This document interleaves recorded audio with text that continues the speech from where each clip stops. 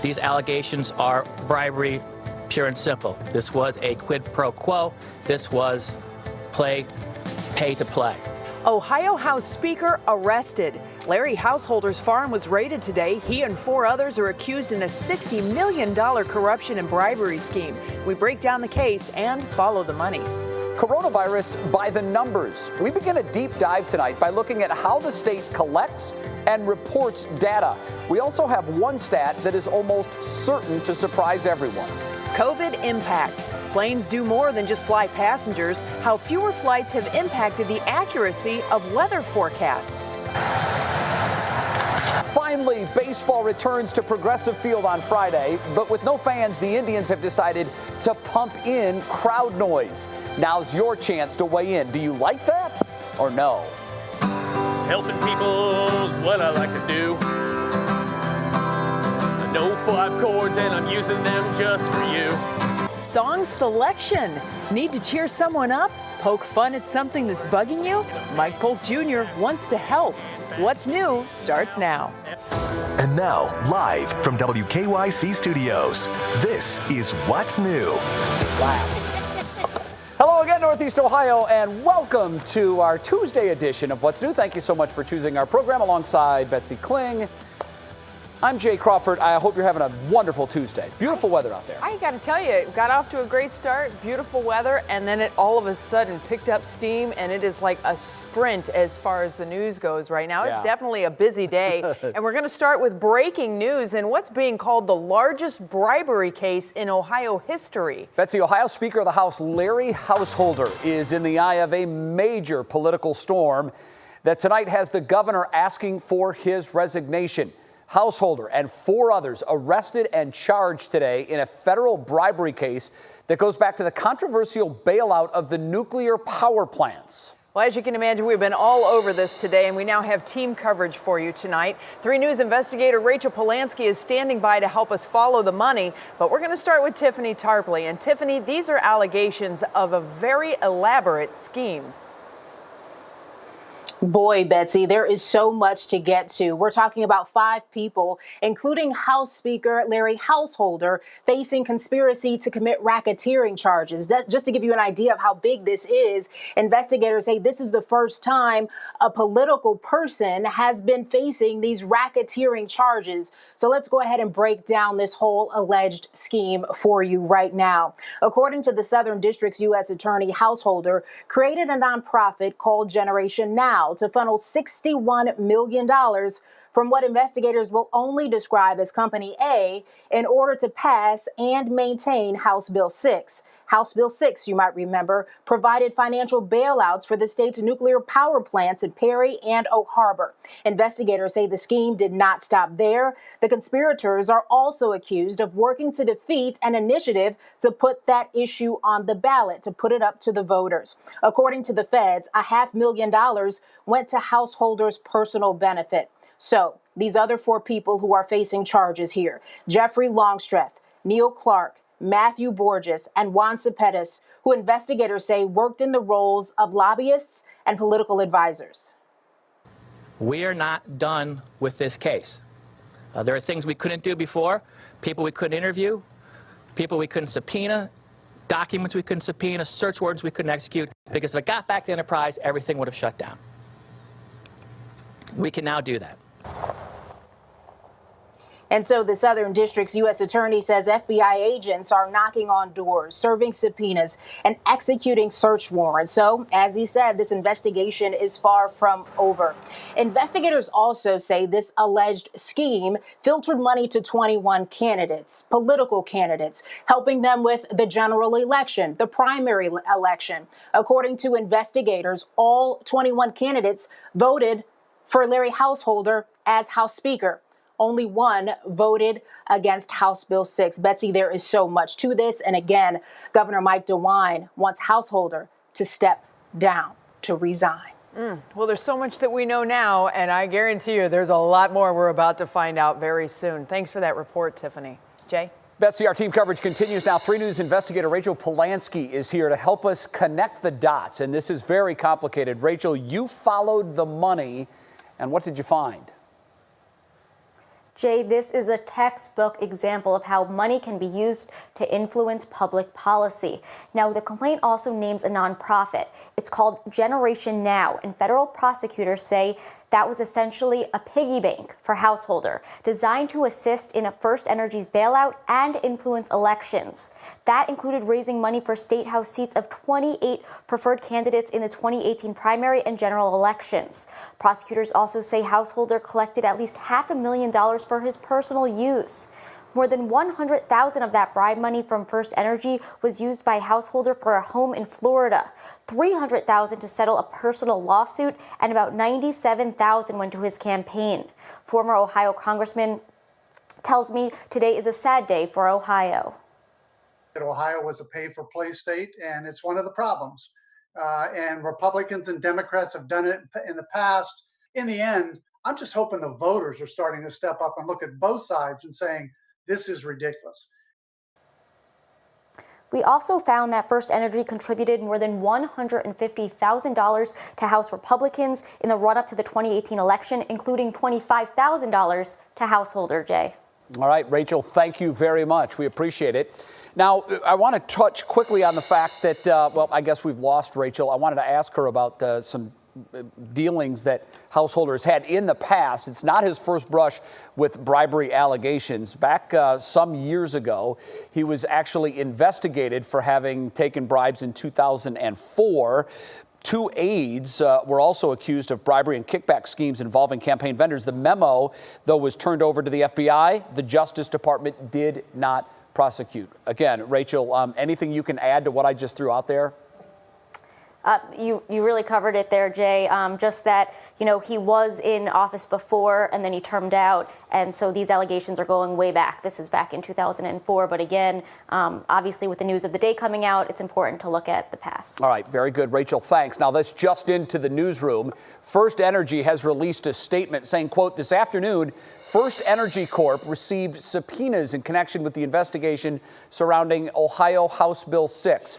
We are reviewing the details of the investigation and we intend to fully cooperate. We'll continue to follow this case. Well, I kind of. Let me 1 second.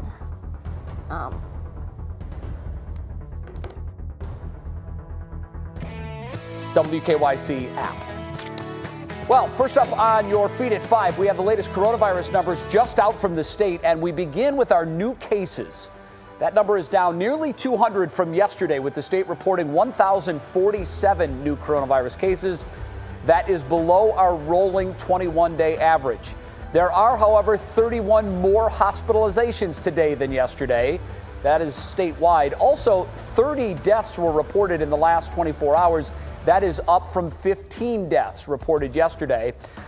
The positivity rate is down slightly. The latest number is 5.9%. That's down from 6.4%. Coming up in our next half hour, we're going to do a deep dive on exactly how the state of Ohio collects and reports this data.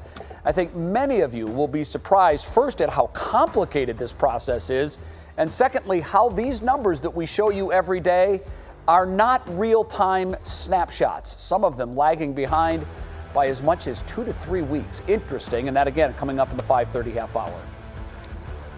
We literally have to hound the governor's office for information. Jay has been on the point for that.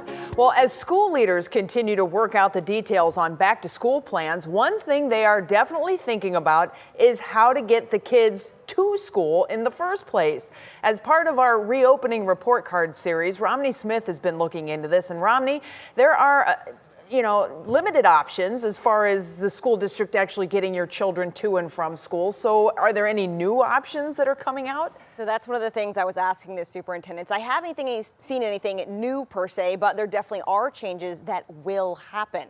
So we have to acknowledge first that some parents who are able to will drive their children to school themselves and avoid the school bus altogether.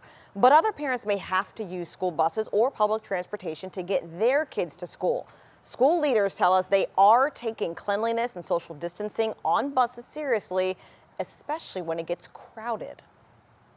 In some places, it will have to be 2, and that when you have 2 per seat, you have to make sure you're redoubling your efforts in other ways to be safe, including face masks and also hand sanitizer. So we'll have hand sanitizer on all of our buses. our students will be in grades 3 through 12 wearing masks so that we can stay as safe as possible. One thing that was clear is no school system is expecting to have school buses transport the same number of kids like they did in previous school years. But that's okay, because the fewer kids on the bus, the fewer chances they have to possibly get sick. Tonight at 6, you'll hear directly from two of the superintendents from the largest school systems in town on steps they're taking to make sure kids get to and from school safely, and the safety precautions they're also taking. Okay, so the big question to me as a parent who has a child, actually 2 this year, who will be riding buses is how solid are these plans? It seems like every hour, everything is shifting as far as reopening goes. So is this one that they're going to try and nail down now and we'll figure the rest out later? Yeah, that's basically it. These plans are pretty solid right now, and the main reason is because they have so many other topics that they have to tackle right now, understandably, that they had to work this out first, because they really know a lot of kids rely on public transportation, and before the school day starts, transportation is an issue. Also, they say the only situation that can cause a massive change is if the governor orders schools to close. Then, of course, all bus plans would be put on the back burner because everyone would have to be at home. Exactly, and with just over a month ago till the start of school, boy, it's going to be fast and furious on the decision-making platforms now, certainly. Thanks, Romney. We'll see you again at 6. Jay? All right, it's time now to get you caught up on some of the other headlines that are making news here on this Tuesday at 5 o'clock. And for that, we say our first hello of the day to Russ Mitchell. Hello, Russ. Hello, Jay. I was watching as the camera went around there. It was pretty cool looking. Yeah, nice sweeping shot. I certainly is. Well done. Rob hasn't tripped as of yet, but there's time. There's time. It's live television. Rob's a talented guy. He's agreeing with you. Good afternoon, everybody. Good afternoon, you at home. 2 SWAT officers in Franklin County are recovering after they were shot this morning. This happened just after 8 o'clock in North Linden. That's a neighborhood in northeast Columbus. Police tell us the officers were confronted by a woman who they were serving a warrant. Their injuries are described as not life-threatening. The suspect barricaded herself in her home for hours, but we're told is now in custody. Cedar Point has once again altered one of its policies. The reservation system designed to limit the number of guests in the park at any one time is now a thing of the past. You still have to buy your tickets online. A park spokesperson tells us the change came because the park is still able to maintain all health and safety measures without the reservations. And because of the pandemic, Amazon has decided to push back its biggest shopping event of the year. Prime Day has been postponed. The company has not given a new date as of yet. President Trump has resumed his coronavirus briefings at the White House. He just started. Let's listen in. My team is also working night and day with Capitol Hill to advance the next economic relief package. We're working very hard on it. We're making a lot of progress. I also know that both sides want to get it done. We'll call it phase 4. I think we're going to get it done. We'll protect our workers, our schools, and our families, and protect them very strongly. As one family, we mourn every precious life that's been lost. I pledge in their honor that we will develop a vaccine and we will defeat the virus. We're doing very well with vaccine development and therapeutic development. But I want to thank our brave doctors and nurses and frontline responders. The job they do is incredible, and they are truly brave. My administration will stop at nothing to save lives and shield the vulnerable, which is so important. We've learned so much about this disease, and we know who the vulnerable are, and we are going to indeed shield them. And again, the vaccines are coming, and they're coming a lot sooner than anyone thought possible, by years. If you look at the old system and look at the new system, I think by years. The China virus is a vicious and dangerous illness, but we've learned a great deal about it and who it targets.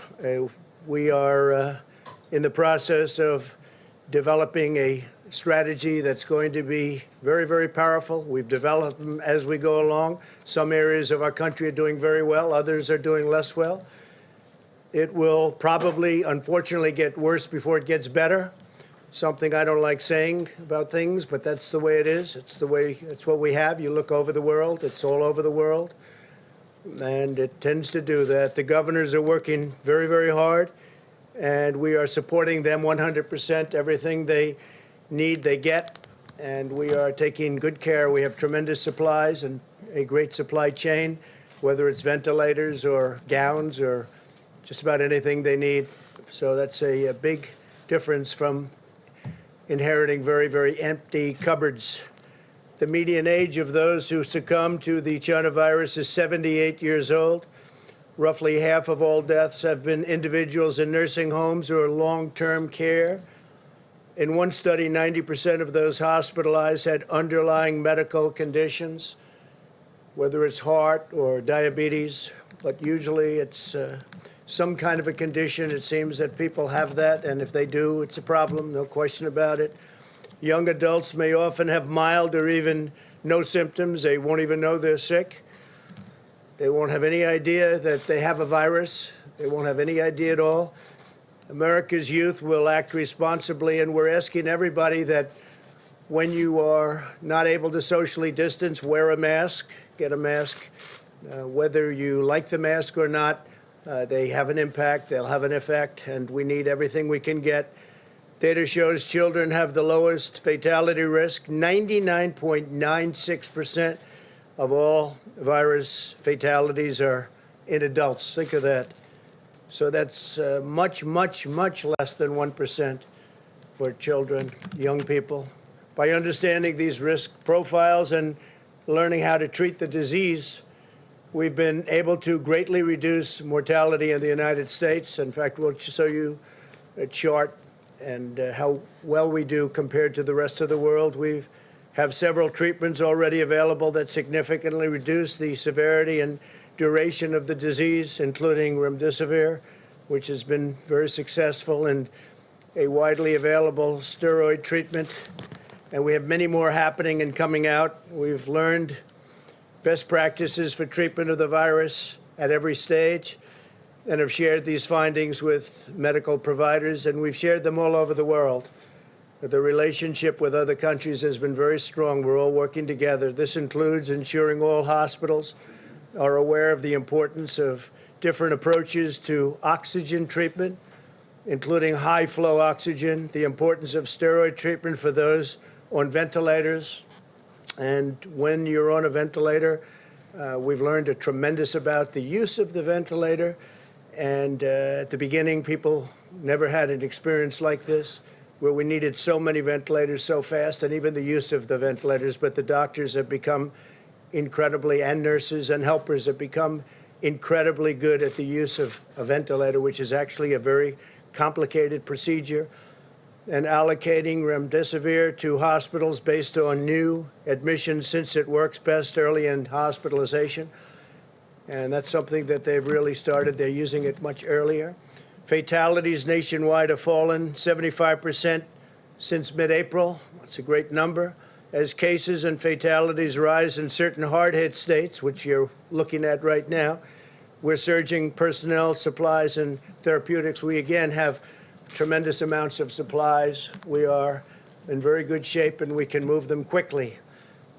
Our case fatality rate has continued to decline and is lower than the European Union and almost everywhere else in the world. If you watch American television, you think that the United States was the only country involved with and suffering from the China virus. Well, the world is suffering very badly. But the fact is that many countries are suffering very, very, very badly. And they've been suffering from this virus for a long time.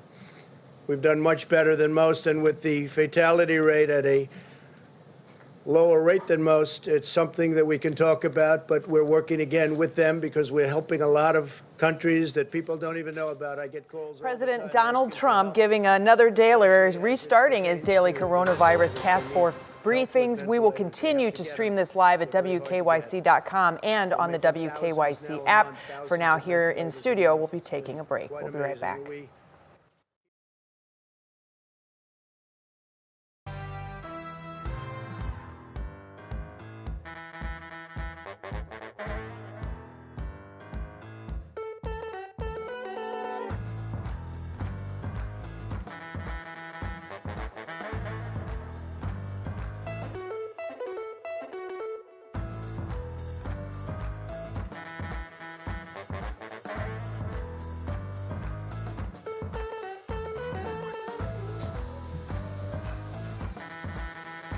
Yeah, I got you, Al. Everything good?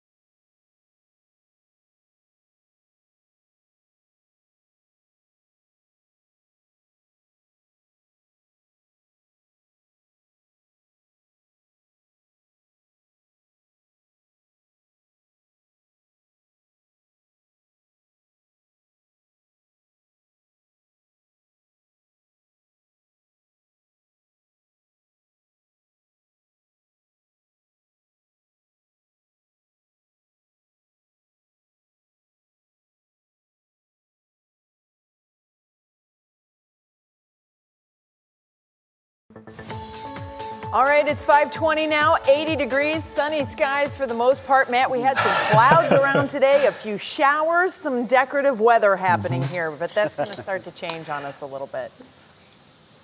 Yeah, absolutely, Betsy. We call that zonal flow. That's when you have things moving very quickly, so you get these rapid weather changes, and that's exactly what we're in right now. And we've got more changes to come. So let's get you started with the satellite. You can see we had some storms, some pretty decent ones down towards Carroll County earlier. Those have pushed out. We've cleared out after a morning full of clouds, and you can see just off to our west, yeah, there's another cluster of showers and storms. This has been producing lots of wind damage across areas of Indiana, but as it moves across the border, what I show you here is the atmospheric energy. We don't have a whole lot to deal with, so I would imagine this thing is going to start to fall apart. We'll likely get some rain out of it in spots, especially our southern communities, but really our attention shifts off towards the west. You can see more activity back towards Illinois. All of that will be moving in here tonight, and then especially during the daytime tomorrow. Your National Design Mart hour-by-hour forecast, keeping a couple of hit-or-miss showers and thunderstorms around the area tonight, but notice tomorrow we do start with more clouds around.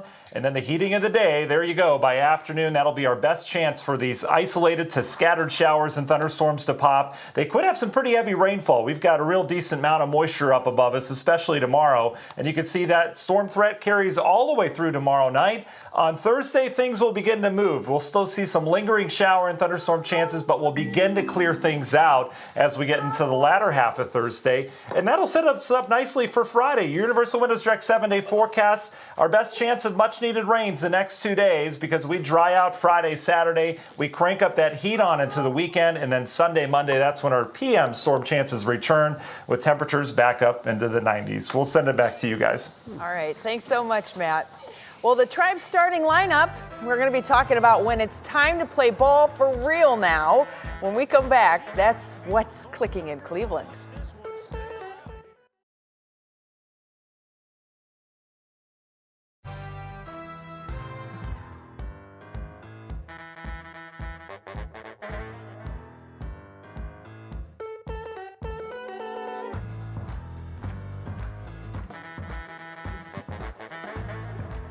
Yep, I am.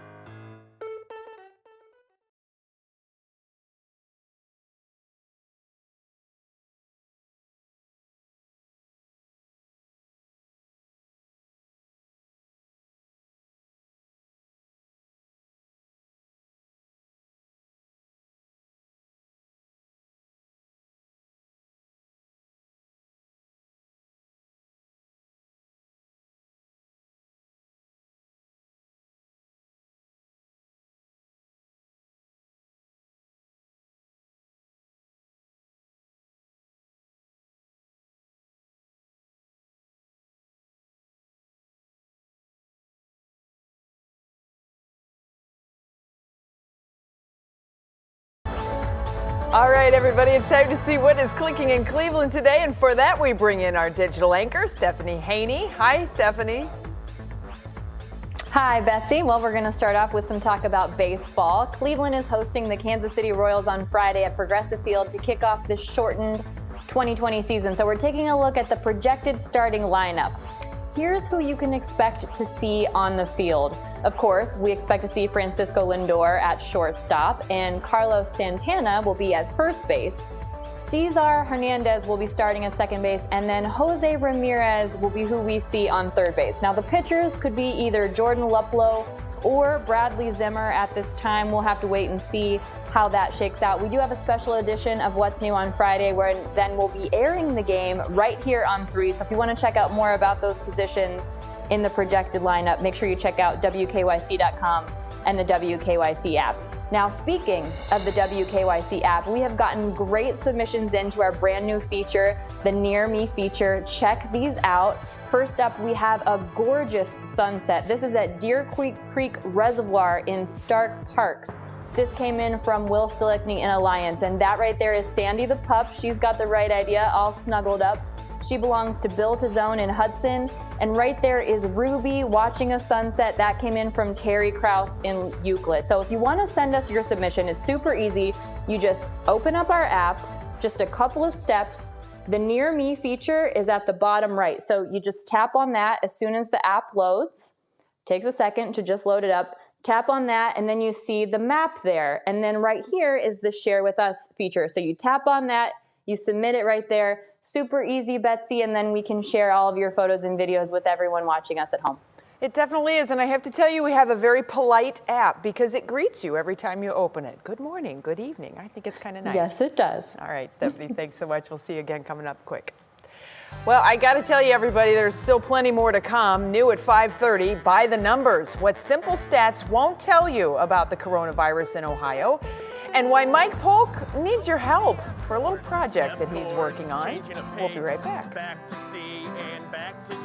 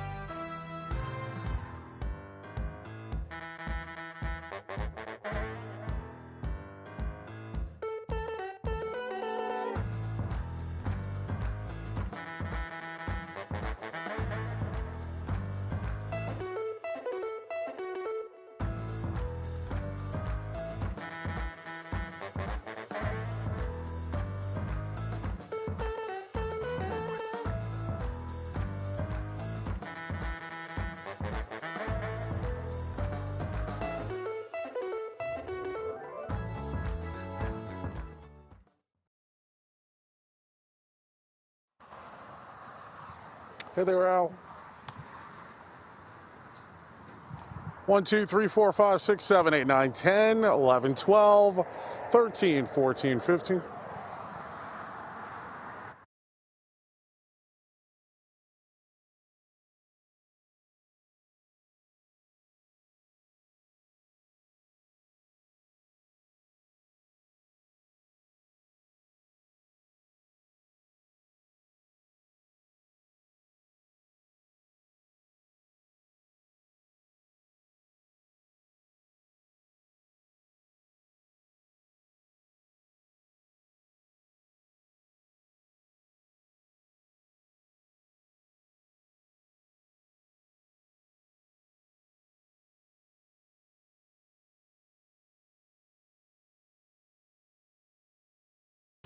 And now, live from WKYC Studios, this is What's New. Back to What's New, we continue following the developing news story today that Ohio House Speaker Larry Householder has been arrested as part of the largest bribery case in state history. Federal investigators say the scheme involved more than $60 million in bribery, as well as campaign money that helped pass the nuclear power plant bailout bill. We're going to continue following this story very closely throughout the evening.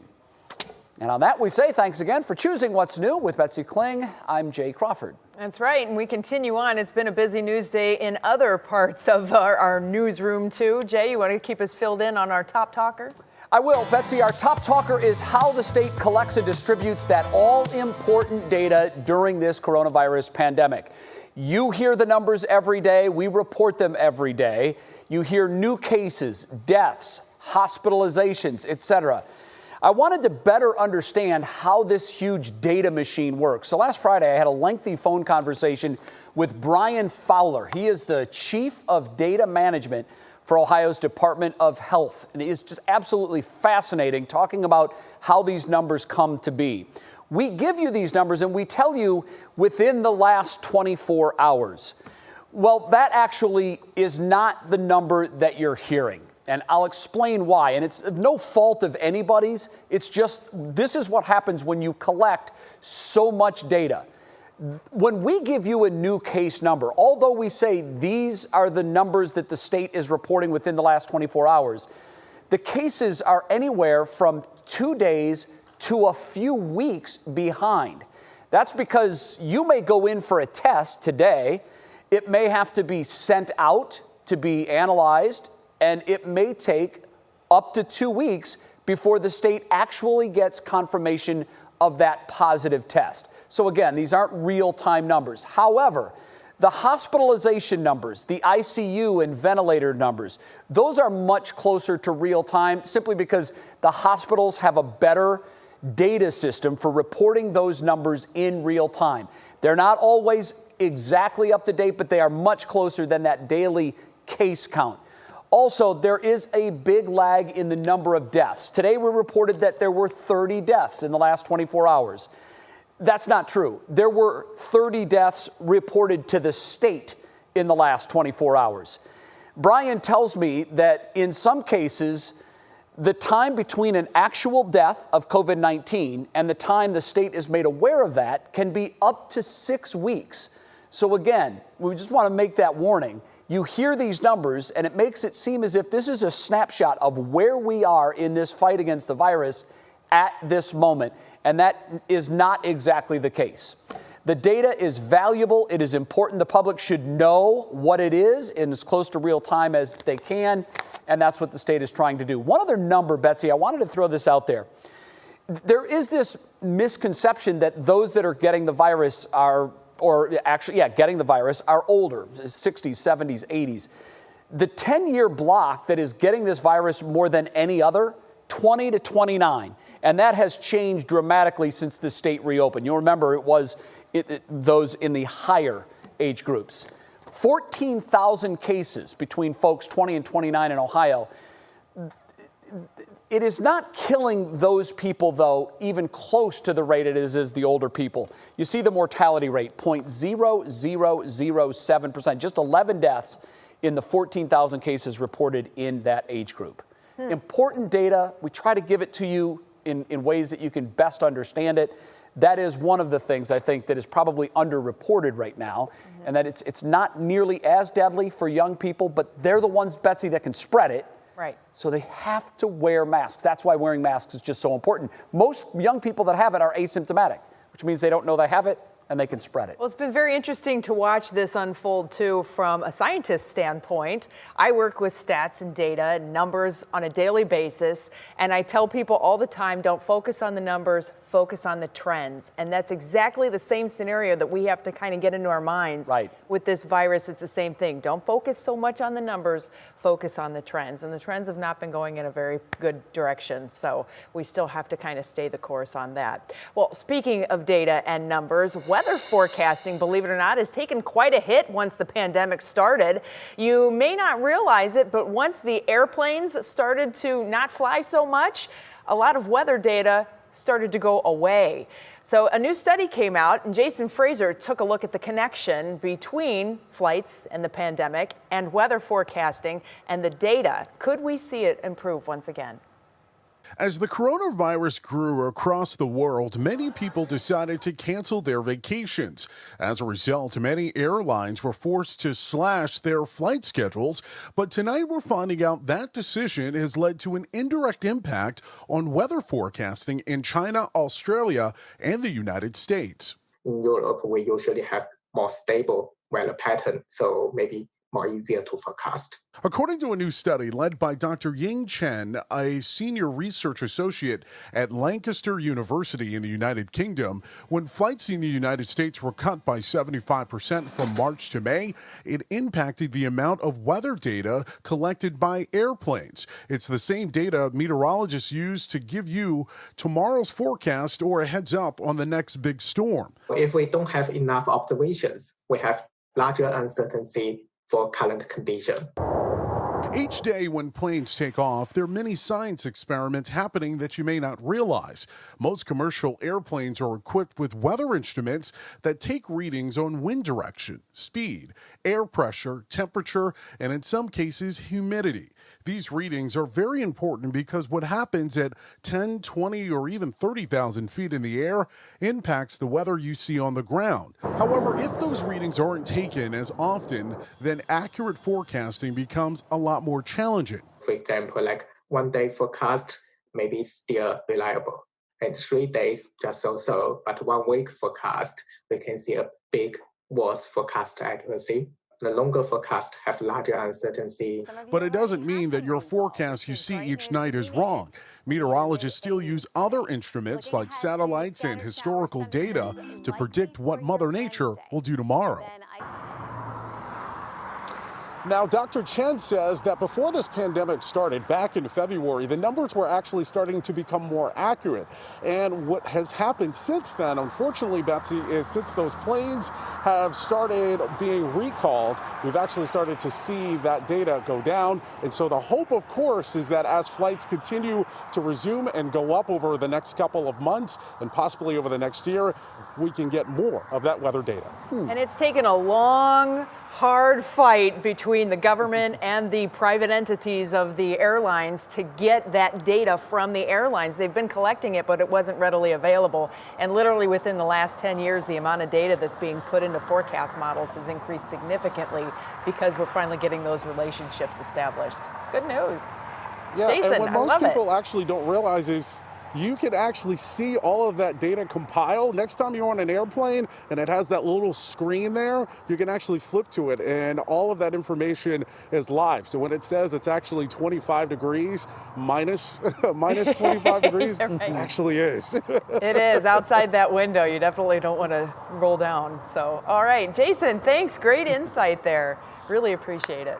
Well, a pretty polarizing subject as opening day draws closer. Fake fan noise. It's been in use in ballparks across the major leagues during exhibition games this week, including the Indians and the Pirates games. Some fans think it helps sort of get that natural feel of a real live major league game. Others feel it destroys the authenticity of the game. A debate you can weigh in on right now with our interactive poll question. Just go to WKYC.com/vote now to give us your opinion. And right now, it looks like the love-its have it, slightly over the hate-its, and the I don't get it is also down there a little bit. Do you have a thought on it one way or another, Bets? Have you seen it? It's like going to prom, and there's only like 10 people there, but you're jamming out like prom is totally normal, and it's awesome. And there's an awkwardness. I have to think that the players kind of roll their eyes like, really? You're going to make us listen to this? Just put on some music and let us play ball. To me, put me in I like the authenticity of the game. Not being able to hear for years the on-field chatter has always frustrated me because I know that chatter gets to be really, really good. Mm-hmm. Some of it not necessarily made for TV. But I would really love to hear the chatter back and forth. Also, some fans had a great idea. I love it. Bring in the Indians drummer, John Adams. That's true. That's the crowd sound that we're used to. They're only allowed to have so many people over there at the ballpark. He'll be socially distant. Every single one. And look at the people voting. Isn't this so cute? We have live really reactions. is neat.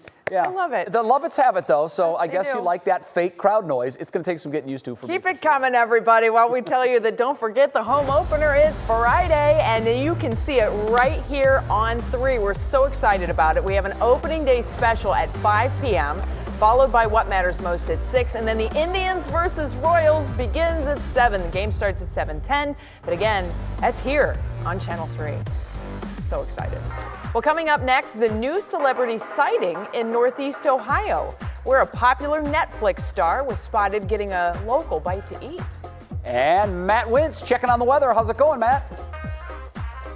Hi, Jay. We've got sunshine now across the majority of Northeast Ohio, but we're watching storms moving in from Indiana. I'll let you know how that impacts your evening and your overnight coming up.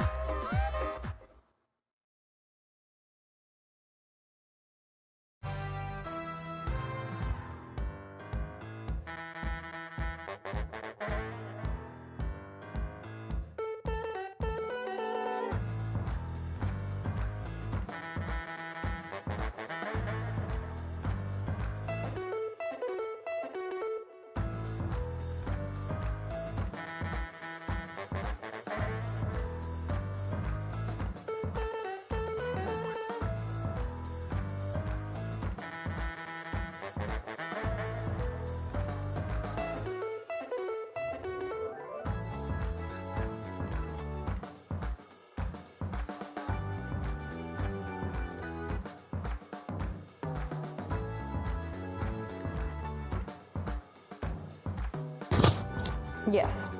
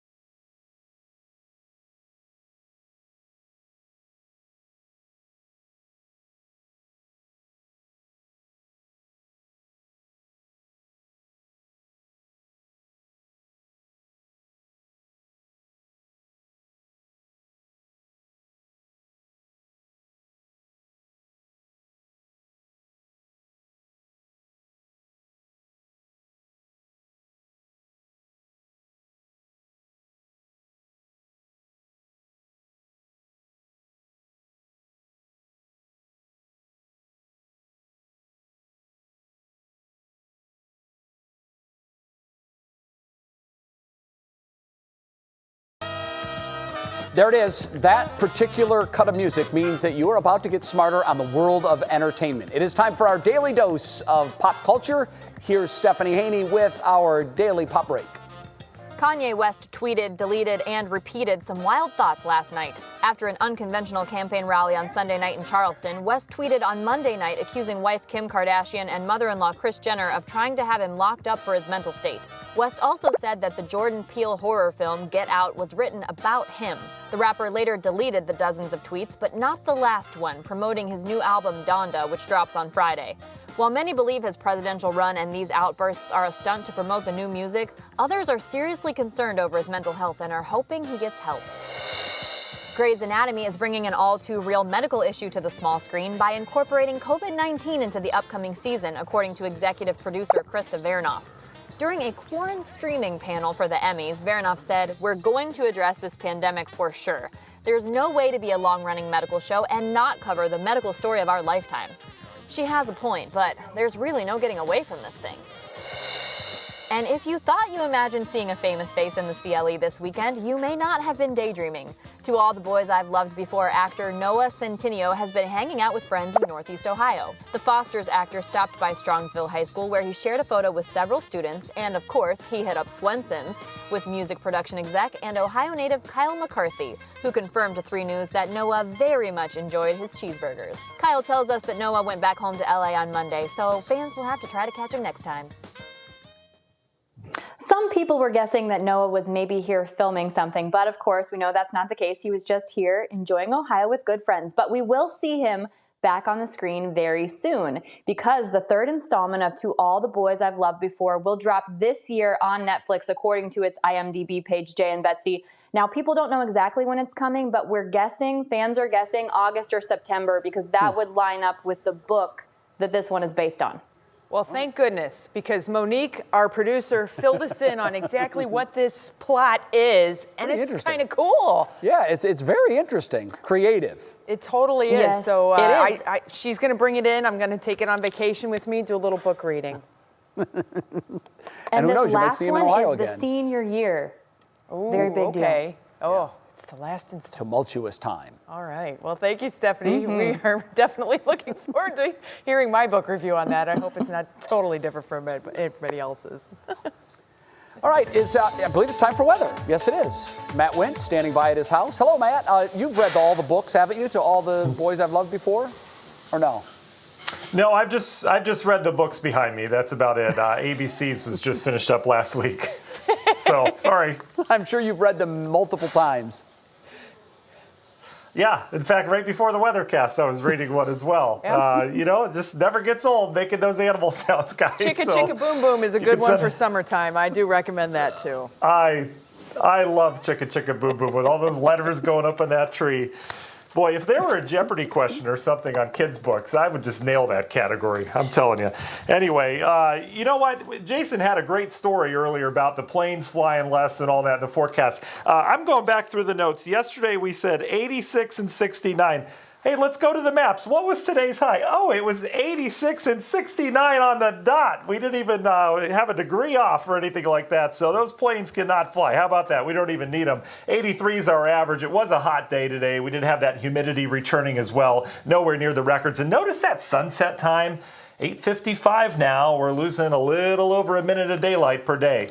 Look at the temperatures outside, though. It is hot as you get away from that lake breeze. Our lakeshore county sitting near 80 degrees. Otherwise, you get inland, a good 15 miles or so. We're talking 92 in Akron, 89 in Canton. It's steamy all the way over towards Ashland, sitting at 87. And we're quiet for now, but look just off towards the west. I've been watching these storms race out of Indiana. They did produce quite a bit of wind damage there. But as I mentioned a little bit earlier in the broadcast, there's not a lot of instability. You can see where that instability is. This is kind of riding that ridge, and these are expected to fall apart. We'll likely get clouds this evening, maybe some lingering showers, but no severe weather out of that batch. But off towards the west, there's some more rain. That's associated with an area low pressure that'll move in here, and that will increase our rain chances overnight tonight, but really tomorrow as we bring in some of that daytime heating. So as we go hour by hour tonight, you can see temperatures a little bit warmer. We're only going to fall back into the 70s with that added humidity. Your National Design Mart hour by hour forecast keeping those clouds around tomorrow morning. We'll likely see some peaks of sun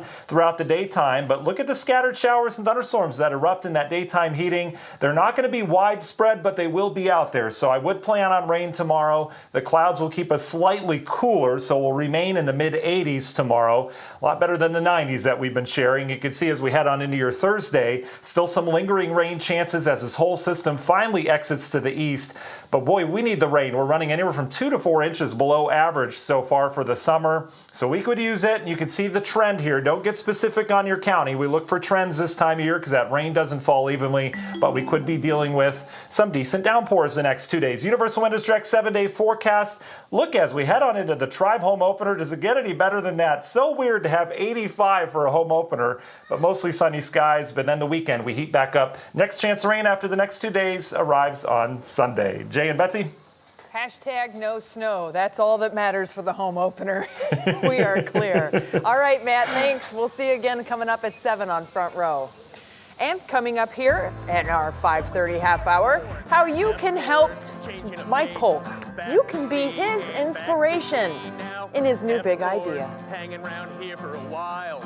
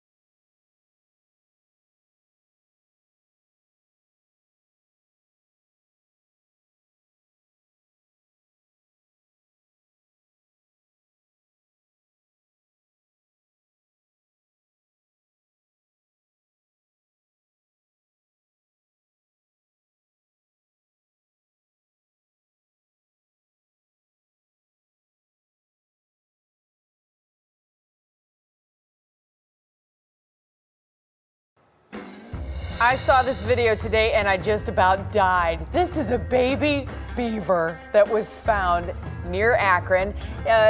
Whoever found it said he was running alone and then they picked him up, took him to a wildlife rehab center there in Akron. But wildlife experts are saying, hey, if you're out and about and you have not been out and about before in these certain areas, leave the babies alone. Oftentimes mamas are not far away. They do keep an eye on their babies, so you just let them be. Don't need to pick them up.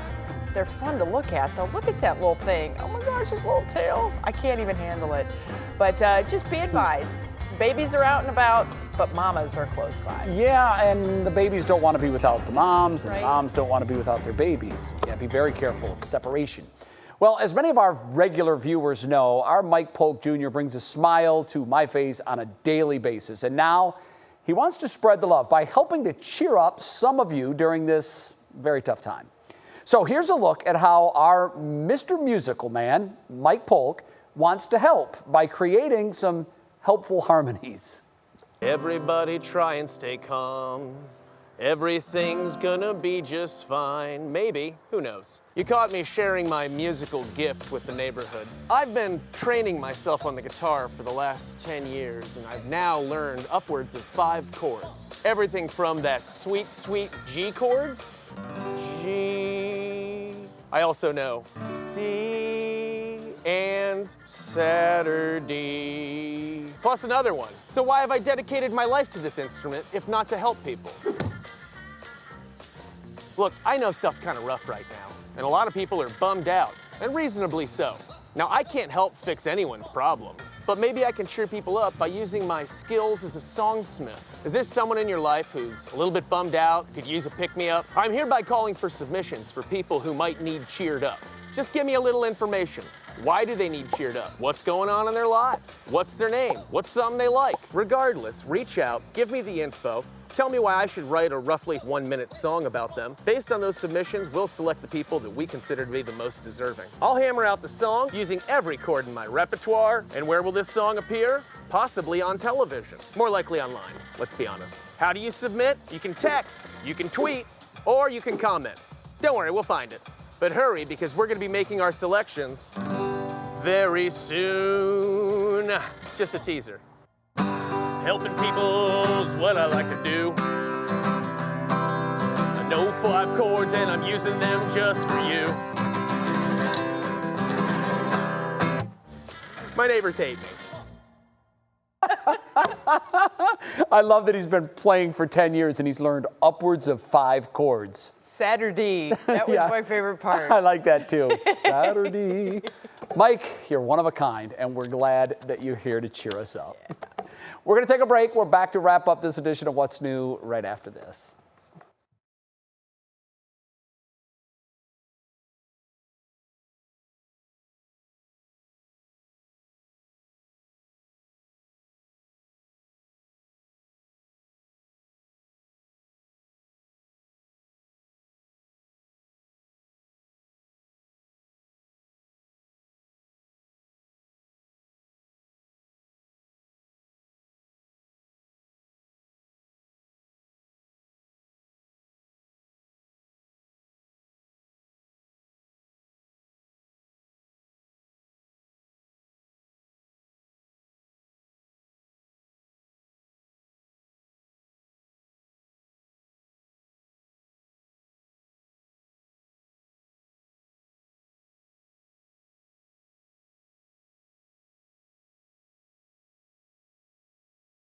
$60 million.